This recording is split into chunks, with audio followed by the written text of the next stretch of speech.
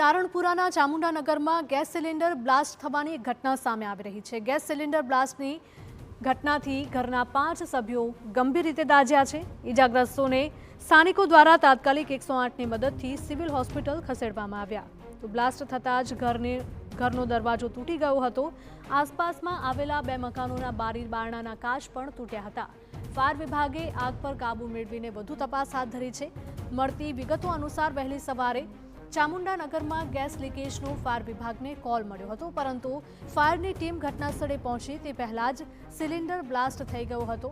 પ્રાથમિક તપાસમાં સામે આવ્યું હતું કે ગેસ લીકેજને કારણે આખા ઘરમાં ગેસ ફેલાઈ ચૂક્યો હતો અને કોઈ કારણોસર તણખલો કે આગ મળતા જ મોટો વિસ્ફોટ થયો હતો।